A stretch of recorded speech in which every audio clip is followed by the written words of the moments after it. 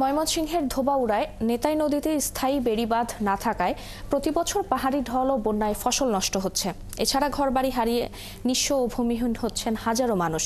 এলাকাবাসী বলছে, গত ২৫ বছরে নেতাই নদীর আগ্রাসন ঠেকাতে স্থায়ী বেড়িবাঁধ নির্মাণে কোনো উদ্যোগ নেওয়া হয়নি। বাবুল হোসেনের তথ্য ছবিতে প্রতিবেদন।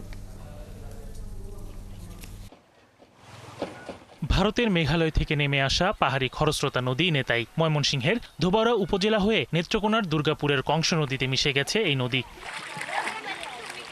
বর্ষা এলেই স্থায়ী বেড়িবাঁধ না থাকায় নেতাই নদীর দুই পারের কয়েকটি ইউনিয়নের লাখো মানুষ দিন কাটান শঙ্কায়। প্রতিবছর ঢল ও বন্যায় ফসল ও মাছের ঘের ভেসে যাচ্ছে, ঘরবাড়ি হারিয়ে নিঃস্ব হচ্ছে হাজারো মানুষ। স্থানীয়দের অভিযোগ, পানি উন্নয়ন বোর্ডের গাফিলতি ও সরকারি বরাদ্দ লুটপাট সহ স্থানীয় নেতৃত্বের ব্যর্থতার কারণেই স্থায়ী বাঁধ হচ্ছে না। প্রতিটা বাড়ির লোকজন আমরা জাগনা থাকি, বস্তা কোদাল নিয়ে রেডি থাকি, কখন জানি বেড়িবাঁধটা ছুটে যাওয়া মানে আমাদের ঘরবাড়ি শেষ, আমরা নিঃস্ব। নদী শাসন না করে নদীতে ডেজার বয়া খনন করে তারপরে তারা বেড়িবাঁধ হালকা হালকা রিপেয়ারিং করে। এই রিপেয়ারিং কোনো কাজ হয় না। বন্যার সময় বাড়ি ঘর ভেঙে, রাস্তাঘাট ভেঙে, স্কুল কলেজে ক্ষতি হচ্ছে, ফসলের ক্ষতি তো হচ্ছে, এটা হলো এক নাম্বার।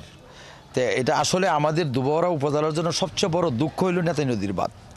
এটা যদি হয়ে যায় ইনশাল্লাহ আমরা স্বয়ংসম্পূর্ণ। বন্যার হাত থেকে রেহাই পেতে জনপ্রতিনিধি ও স্থানীয় প্রশাসনের কর্মকর্তারাও নেতাই নদীতে স্থায়ী বাঁধ নির্মাণ জরুরি মনে করছেন। বেড়িবাঁধের সাথে কৃষি এবং কৃষকের ফসল জড়িত, তা আমরা চিন্তা করি যে এখানে যদি একটা স্থায়ী বেড়িবাঁধ হয় তাহলে আমাদের কৃষকরা অনেক উপকৃত হবে। উপজেলা সমন্বয় সভা এখানে ওনারা এই দাবি উপস্থাপন করেছে এবং এই দাবি কিন্তু আমরা জেলাতেও প্লেস করেছি।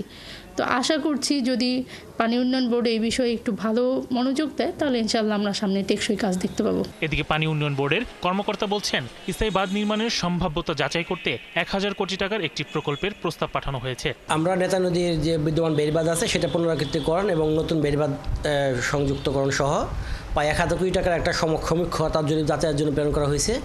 আমরা আশা করছি যে সেটা যদি বাস্তবায়ন করা সম্ভব হয় তাহলে এই সমস্যাগুলো থাকবে না, অতি দ্রুত সমস্যাগুলো সমাধান হয়ে যাবে। নেতাই নদীর বেড়িবাঁধ মেরামত ও সংস্কার কাজে গত ৫ বছরে খরচ করা হয়েছে ৪ কোটিরও বেশি টাকা। তবে উপজেলার কৃষি ও মৎস্য খাত এবং বসতবাড়ির ক্ষতির অঙ্ক এই খরচের কয়েক গুণ বলে জানিয়েছেন সংশ্লিষ্টরা। শরীফ আজাদ প্রীতম, ৭১।